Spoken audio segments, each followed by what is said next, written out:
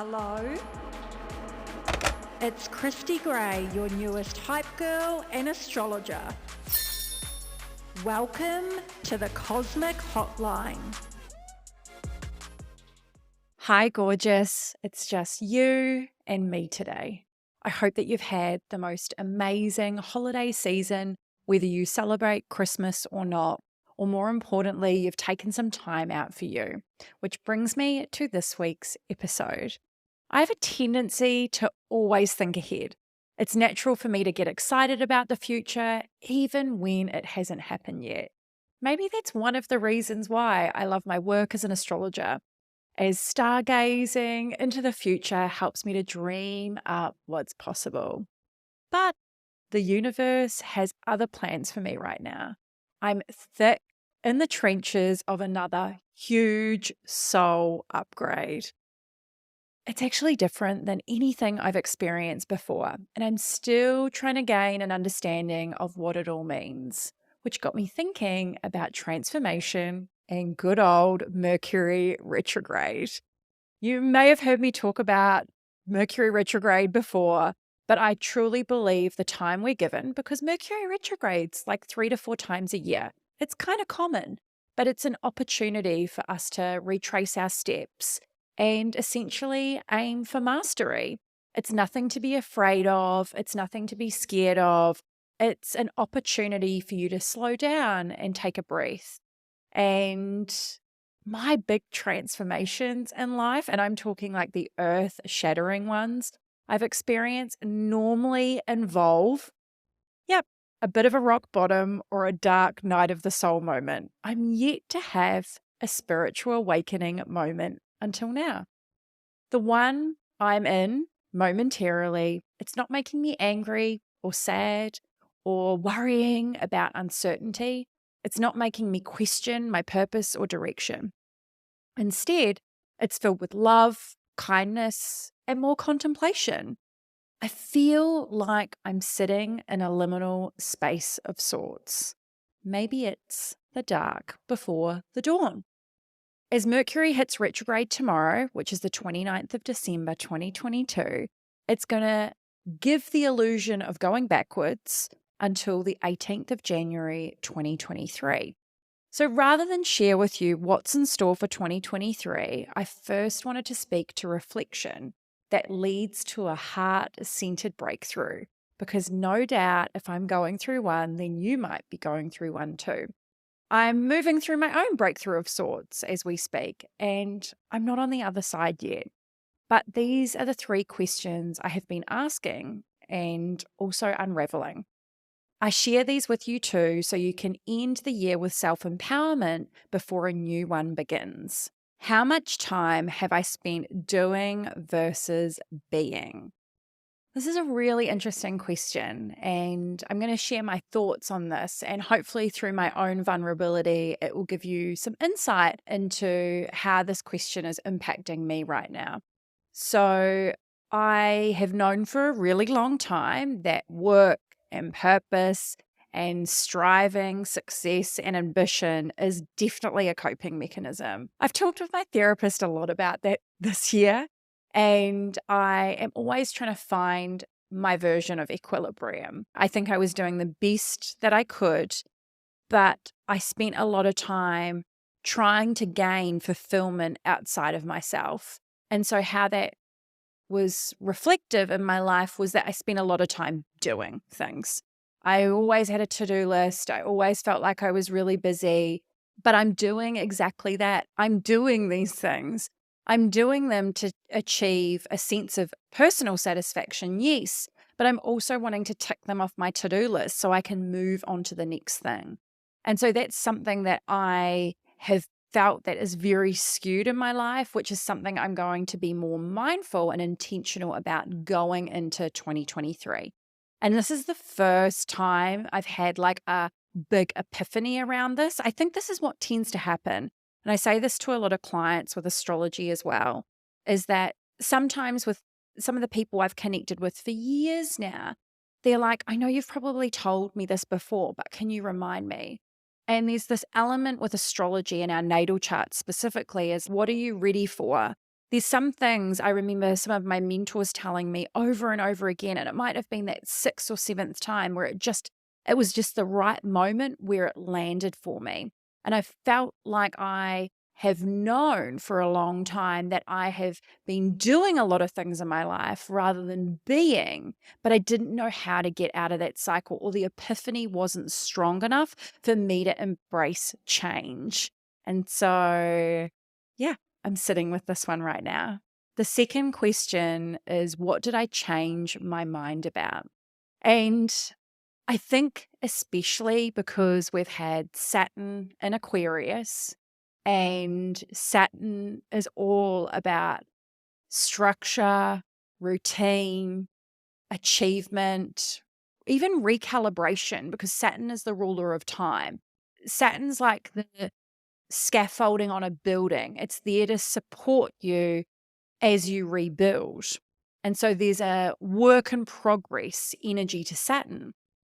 But being an Aquarius, there's this element of needing to think more radically, needing to go against the grain. It's harder because it means that to seek a new perspective, it is going to take some work. But I think we can get quite fixed sometimes, myself included, around what we think things should look like. And I thought that I was chasing some things in my life that were giving me a great sense of fulfillment, but there was almost an element of delusion there. And I needed to, and am still looking at ways of how can I change my mind about this? Because I think what can tend to happen is we can tell ourselves a story, and it can be both positive or opportunistic, whatever it is. And this can be ideal for subconscious reprogramming. But what can tend to happen is that if we tell ourselves a story so often, it then becomes our reality, because perception is reality. And I've known for about 8 weeks now that I've been craving connection. But I told myself a story this year that I get so much fulfillment and connection from everyone I do connect with, whether it's on social media or whether it's with client sessions or when I'm at Gwingana with clients in person, that I did feel a great sense of fulfillment from all of that. But because I told myself a story that I can get all of my connection from those interactions, I actually started to believe that. But it wasn't until I took some time off and was actually starting to peel back the layers and asking myself all these questions. I actually had a Reiki session, which I will talk about at a later date, which I did even say to her at the time, I felt like that was an exorcism. And can I tell you now, it definitely was, as I start to share all of this with you, because my perception has changed on so many different things right now. And I'm having to really embrace this question of what did I change my mind about? Because I'm starting to change my mind on a lot of different things. But when you're embarking on any type of change in your life, whether you're changing your mind, you're changing your routines, you're changing a job, you could be up-leveling your intimacy in your relationship, that's still change, right? Change is scary. Like, it's sometimes really exciting because there's newness there, but it's also scary at the same time. And the reason I'm really leaning into this question at the moment is that we're constantly evolving. We're allowed to change our mind. I say often is that you can love yourself right now, but still want more. Or the other adage I share is we're a work in progress and a masterpiece simultaneously. And it's important that we are not only open to changing our mind, but we give ourselves permission to change our mind, because I might have a different perspective today than what I did yesterday. And that's okay, because I'd probably be more worried if it had stayed the same. And the next one is, how am I different than when I started the year? And this is a big one for me, because I started the year like on the 1st of January with such a big mark on the world, in my world, I should say. And it felt very expansive. And my word of the year was impact. I was commissioned to write 2022 horoscopes for David Jones. And that was a really proud milestone moment for me. And I had so much great PR throughout the year. I've worked with amazing media and brands. I really felt like I made my mark on the astrology space and in the astrology space, I should say, because my goal is always to make astrology accessible and give you a lens to view things through, which is not only high vibrational, but also it's impactful, meaning it's not just about taking the knowledge and absorbing it. It's like, how do I then integrate this into my day to day? Because I think that's something that we're very good at, is we're really good at consuming information, absorbing content.